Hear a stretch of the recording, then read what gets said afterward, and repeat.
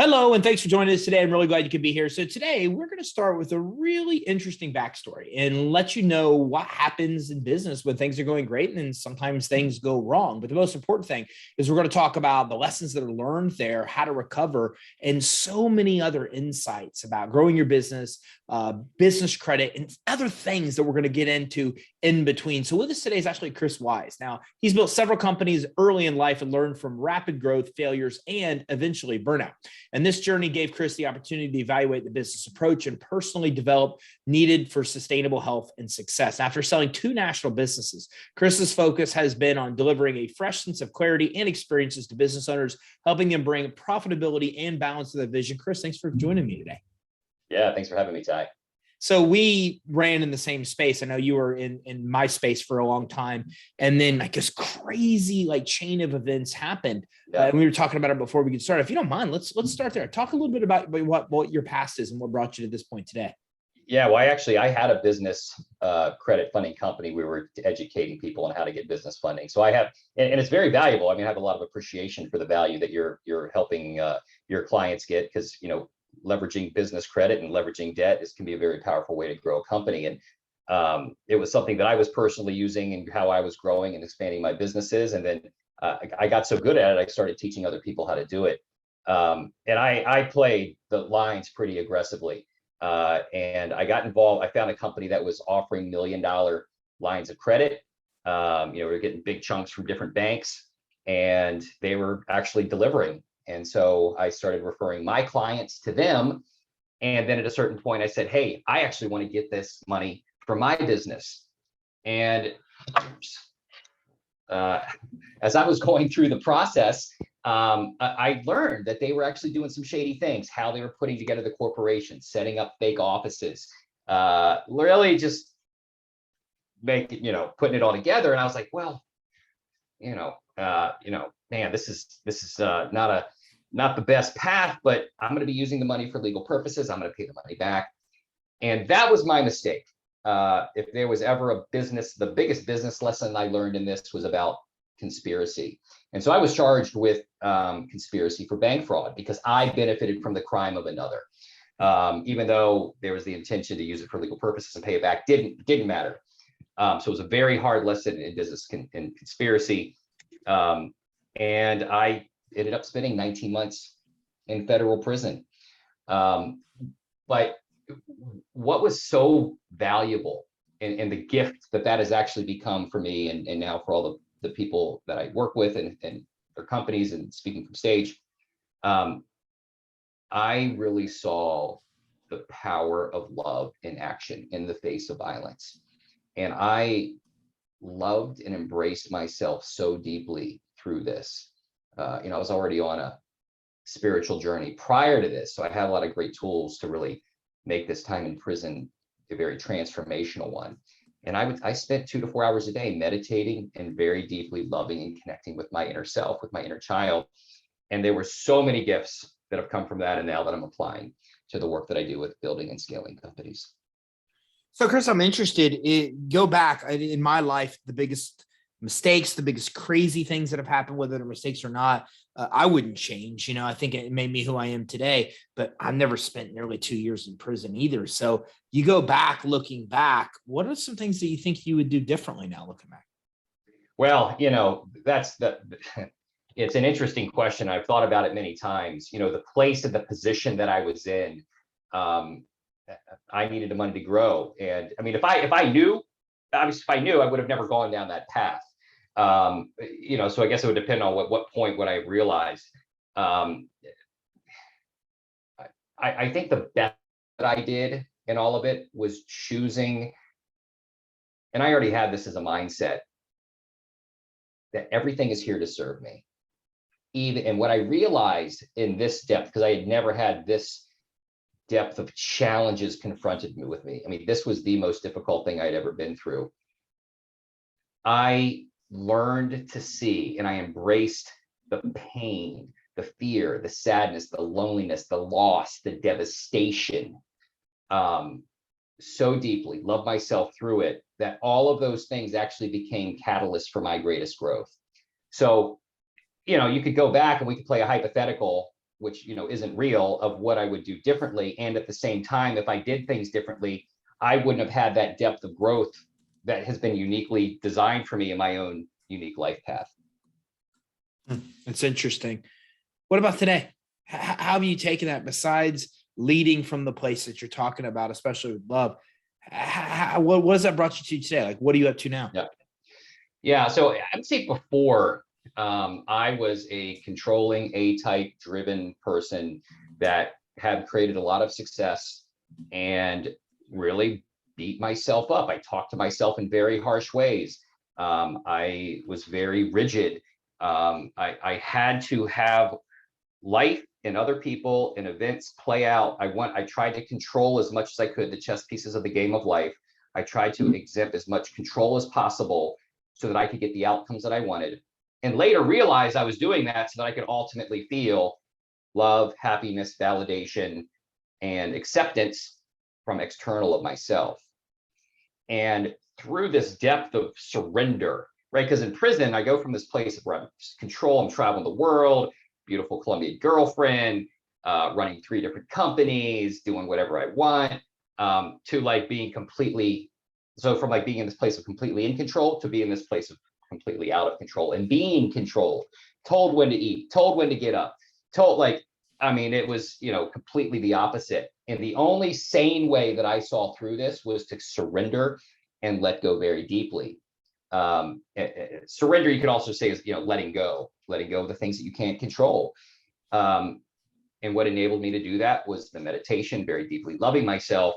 And through that opened up, through that depth of surrender and letting go that I went through, now coming out of that after spending 19 months in federal prison, now realizing that there is a much more powerful way to live life that is sustainable, that feels good, that is actually more healthy, but one where I have learned how to become the source of my own love and acceptance.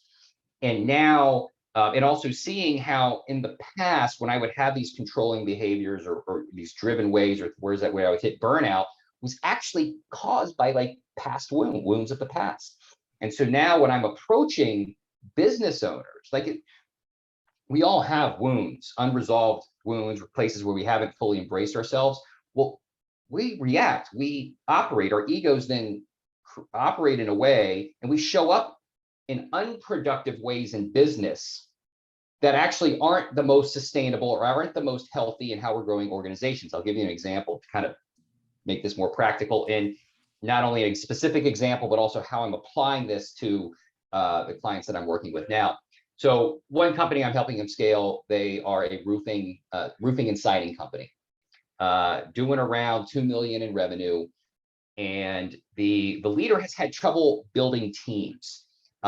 He's been very hard on himself, so driven, such a hustler. But when people make mistakes, or when people don't do what they say, he gets really angry, or he gets really upset.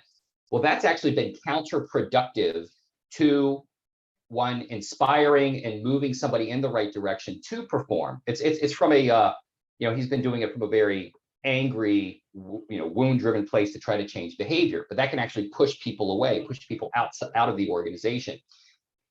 And so we did a session, and he realized that the core of this behavior was when he was in his teenage years working for his dad's company, and he didn't know what to do. And when he went for help, he got picked on and made fun of by the other people on his dad's company because he didn't know what to do. And so he created this persona of like, I'm going to figure it out. I got to do it myself, and was really hard on himself.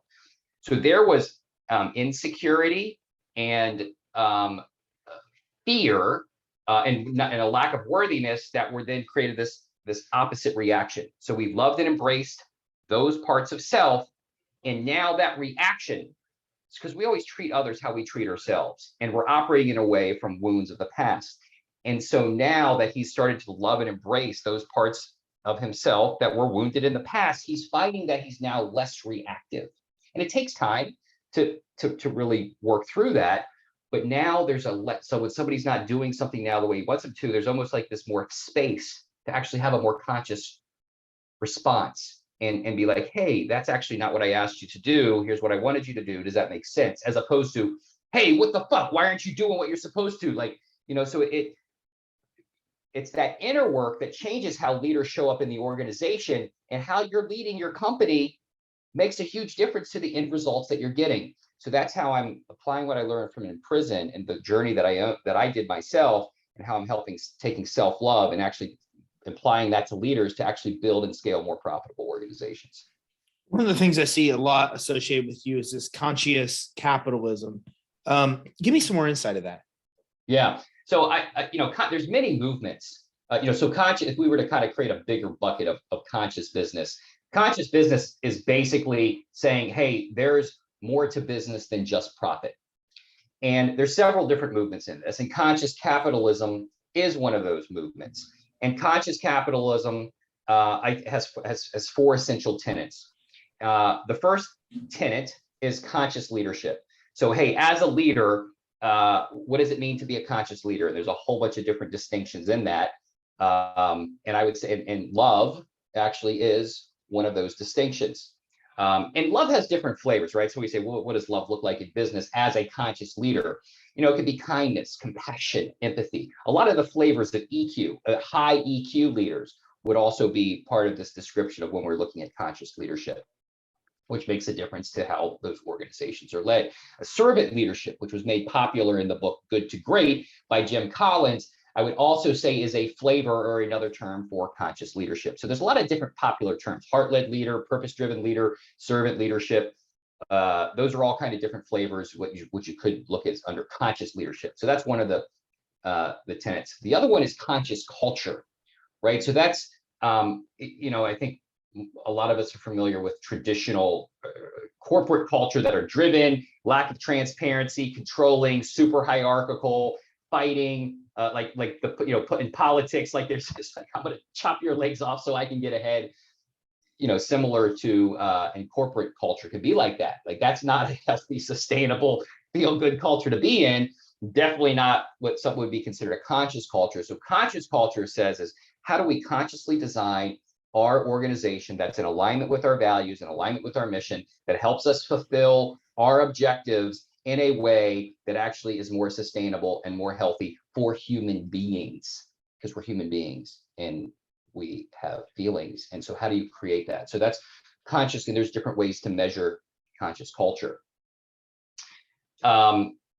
The third tenet of conscious capitalism is a balanced stakeholder approach. And so the stakeholder. So inside of a business, there's multiple different stakeholders, right? So there's your customers, your suppliers and vendors, your employees, customers, the environment, and of course your shareholders, the owners and investors, and then your community, right? So that's six.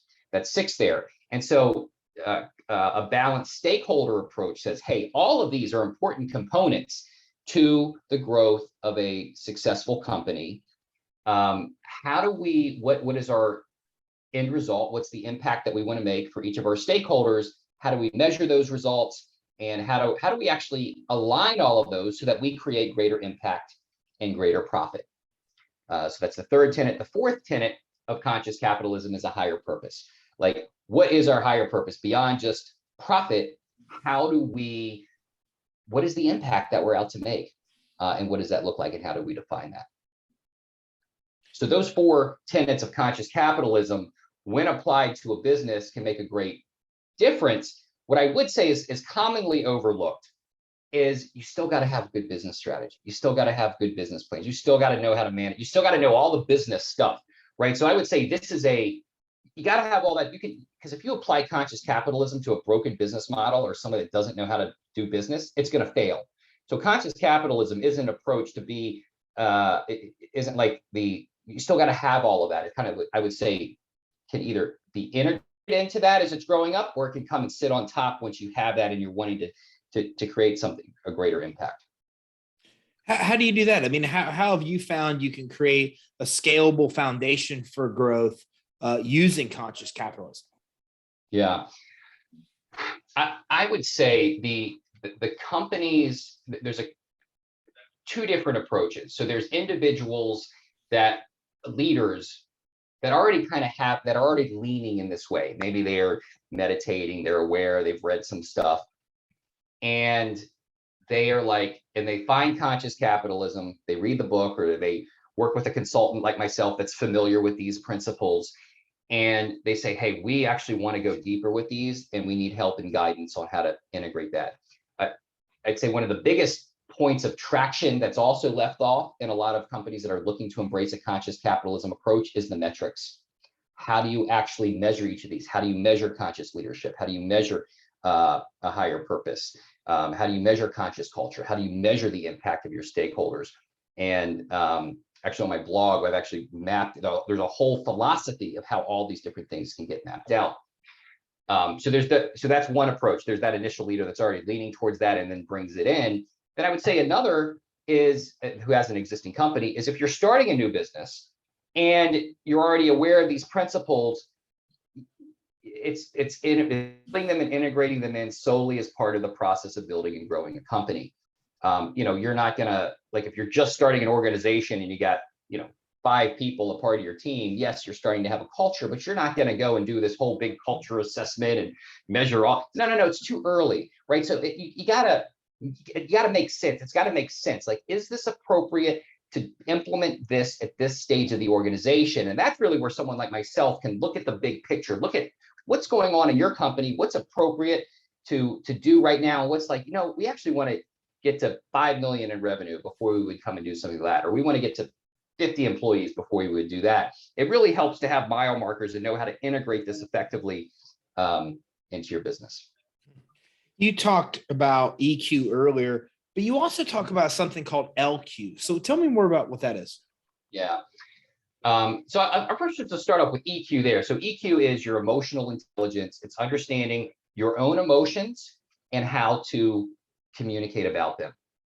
One of the aspects of LQ, or love quotient, which is the intelligence of the heart, and one of the two ways that EQ and LQ work together, is that LQ actually helps you be with your emotions, because you may know about fear and sadness and loneliness and boredom and anger, but a lot of people, even though they have the emotional awareness, still aren't able to sit with and be with those emotions. And so they'll have the tendency to want to escape, avoid, state change out of, like, I'm going to go watch TV, or I'm going to go work, or I'm going to go distract myself, or I'm going to go eat. Emotional eating has been one of my ways to avoid difficult emotions. And so we all have learned coping mechanisms to avoid really feeling emotions. Well, the way that LQ actually supports and works with EQ is when you learn how to, so the essence of LQ is creating a relationship with your inner self, or your inner child, or your heart space, depending on what, whether you want to look at it from a spiritual frame or a psychological frame. And when you can learn how to create that relationship with yourself, you can then learn how to love that part of yourself. And as you begin to infuse and create a better relationship with that part of yourself, you actually begin to feel more safe, right? So when you learn, here, I'll just give you some language of what it looks like. To the one who feels fear, I love you, right? So if you're in a moment of feeling fear and you were to do that, that actually is infusing love into your body, loving this part of self that's feeling fear, which increases your safety, which then increases a greater capacity to actually feel and experience fear. Because when you don't, even if you have high EQ, but you don't have the willingness to feel and experience fear, it doesn't go away. You carry it in your body. So many people are carrying so much emotional density because they haven't felt through their emotions, and they don't have the internal safety to do it. That's really how LQ can really empower EQ, because as you feel more safe, then you can actually begin to feel through emotions. As you learn how to really feel through emotions, then you can, feel. There was a backlog, a lifetime of unfelt emotion that I realized I had when I was in prison. That was one of the gifts that prison had to me, was the space and the lack of distraction to feel through a lifetime of unfelt emotion. And over that time, I ended up making friends with fear. Now, I would still say fear wasn't like, it's a friend, but it's not like the friend I'd want to have around, right? But at least it wasn't a pushing it away or trying to avoid it. I was like, okay, fear's here. You feel it, breathe through it, and then it would pass through me. And when we can create that type of relationship with our emotions, we become so powerful. We become so much more conscious. We make so much better decisions. We become so much more present. We create such a greater depth of empathy, and we feel better. See, our minds are trying to help us feel safe. Someone who has a mind that's constantly going, your mind's constantly looking for solutions to what's underneath the surface. And what I realized, what happened to me is actually I began to so deeply feel greater safety in my body and feel through all these emotions. My mind got quiet. And after about a year of 2 to 4 hours a day meditating, feeling through this lifetime of unfelt emotion, I could actually meditate and almost like have like 1 or 2 thoughts pop up the whole time. And that has stayed with me. And so one of the benefits of this is that your mind becomes quiet and peaceful. And then ultimately what can happen, your heart can then begin to lead the way. And then your mind can become a servant of the heart, as opposed to your mind leading the way and being driven by unresolved things that are from the past. You still meditate daily now? I do. How often, how much time you spend a day meditating? Well, not as much now. I would say on average about 5 to 10 minutes. I think now it's become more of an ongoing meditation. Like the difference that I experience when I'm just moving around, it's almost the same as if when I'm meditating. But that hasn't always been the case. It took me a long time to be able to feel that way. And so I haven't felt the need to meditate as long as I did in the past. And I would imagine that might be true for other people that have been on a similar journey. So as you spent more time meditating, you'd be able to bring that peace over into your conscious world, basically.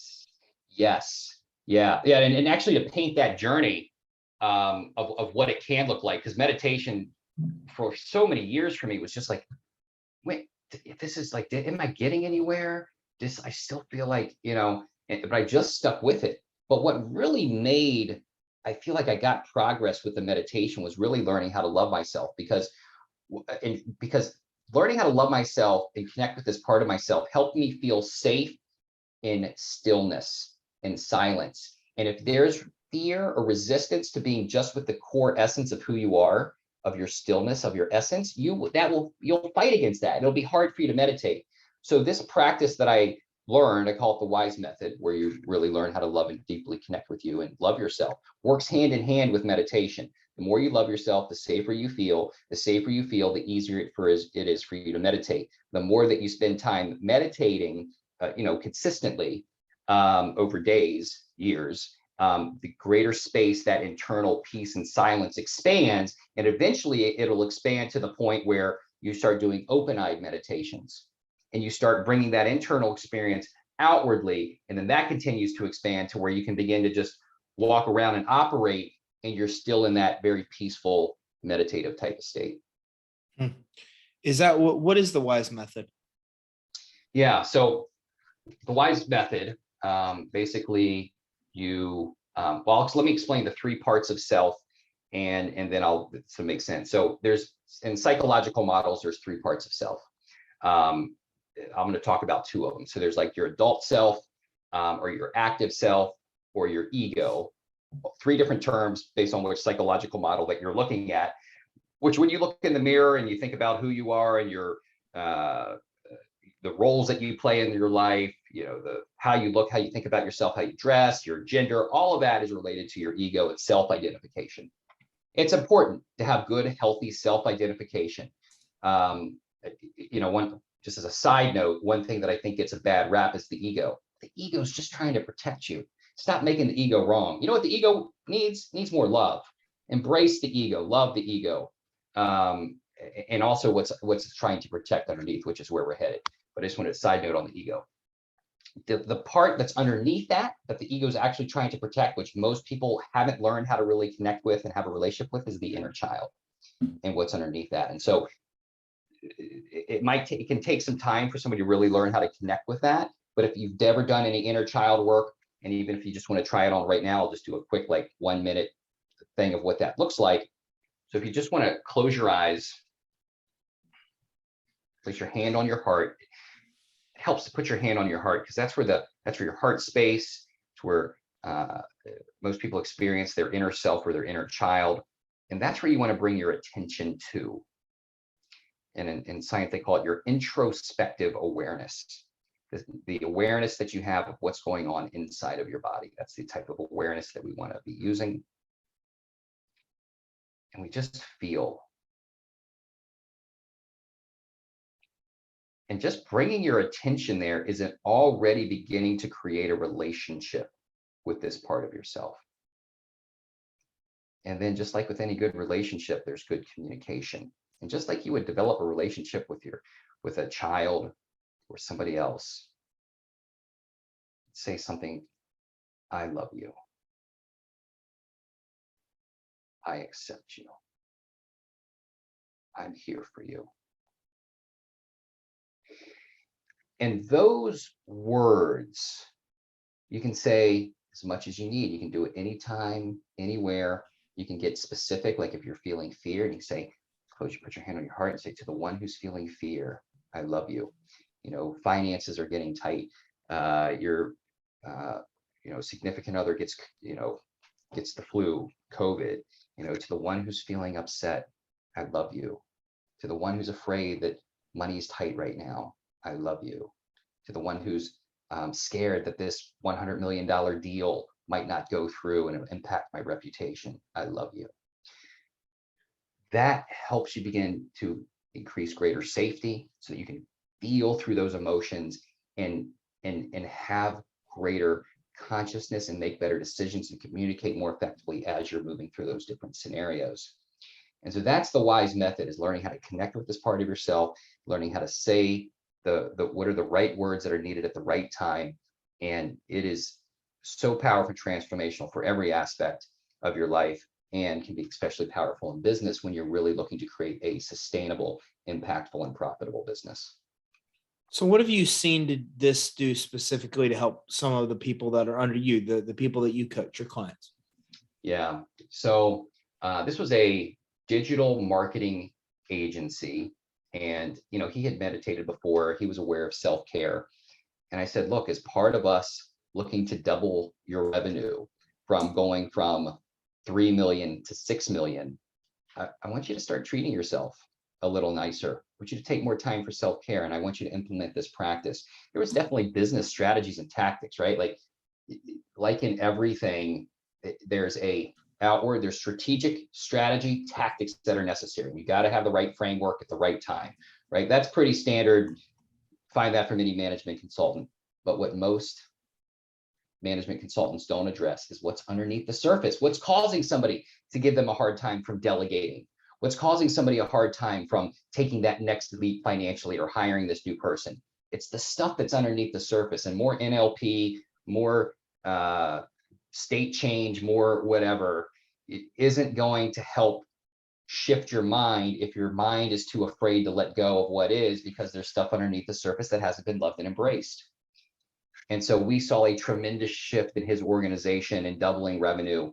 And a big part of it was him loving and embracing himself on a consistent basis, which then he actually started treating himself better, more often, started meditating, started exercising more frequently. So self-care, which I would say is like taking care of your body and taking care of your emotional state, those are reflections of how deeply you have learned to love yourself. And when you can love yourself more deeply, you're like, I actually need to be taking better care of my body. So he started taking care better of himself. So he started feeling better as he's growing his organization. He started actually working less, which helped him become more sustainable, and tremendous growth in revenue, tremendous growth personally, and really began to resolve some things from the past. Chris, where can everybody go watching to be able to learn more about LQ, learn more about all these things that we talked about today, including conscious capitalism? Where can everybody go to take a next step? Yeah, so I'd say wiseprofits.net /blog. So there's a lot of great articles. There's the article on how to measure your impact with conscious capitalism. There's my philosophy on how love integrates into a business. And then, so that's the blog has a lot of great content there. And there's also an article just on conscious capitalism itself. And then I have a gift.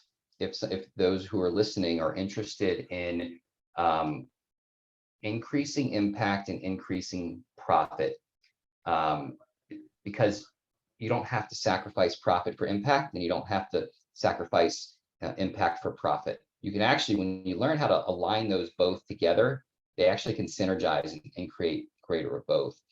But so I have created this impact profit index. It's 10 questions, take you a couple minutes to fill out, but just the questions alone will give you greater insight to how well you are actually aligning impact and profit. So for those companies that are wanting to really maximize both, you should check this out. Take you a few minutes, and after you go through it, I'll actually look at your results and I'll send you personalized feedback on my take on where you're at in the organization, some things to talk about and consider. I'll just get it. I'll do a little Loom video, send it to you. So that's one way to get some really personal engagement for those who are looking to connect a little bit more.